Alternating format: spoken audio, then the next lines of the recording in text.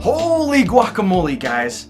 I finished The Great Hunt about a month ago, and I sat down to try to put my thoughts together, but every time I'd get to the climax, I'd get stuck. Like something was missing. Through all the different versions of this video, I've come to the conclusion that Rand is Ba'alzamon. Although I did only get 2 of my Great Hunt predictions right. Not a great track record.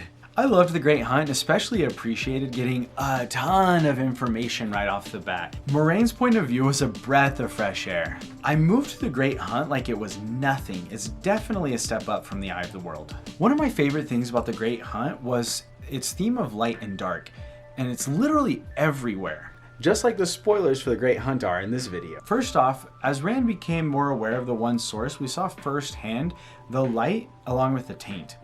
We also see Mat battling with darkness the entire story. There's also the Black Ajah, who's a dark organization within the supposed light, and the Children of Light have some nasty pieces of work inside their ranks. And Inktar confirms that there are dark friends who wish to be light friends. I originally wanted to focus this video on Inktar.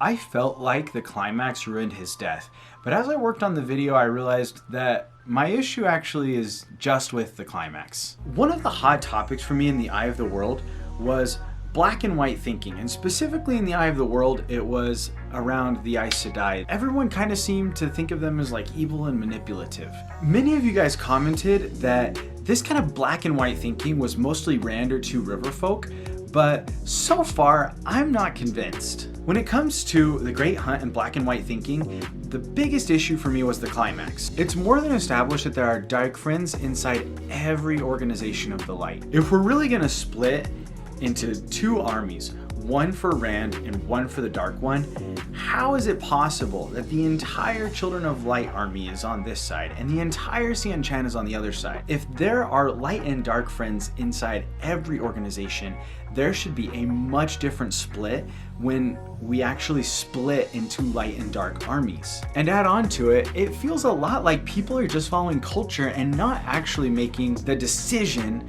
to be dark friends or light. Honestly, I hope that the idea that entire cultures or entire religions or entire groups could be light or dark is challenged in a real way in the future. But let's go back to Inktar. I know, I said this video wasn't going to be about Inktar. Inktar said that no matter how his life would have played out, he never would have been able to sound the horn, and he never would have been able to escape from what he'd become. This is somewhat of an assumption, but it seems like light and dark is more about allegiance. The Children of Light pledge allegiance to the light, so they're light, even if some of them are horrible people. The Sean Chan pledge allegiance to the dark, even though some of them might be good people, they're dark. And Rand himself is light if he pledges his allegiance to the light, but he's dark if he pledges his allegiance to the dark. And here's where things get even more sticky. The Dark One keeps saying that either Rand loses or he pledges allegiance to the dark.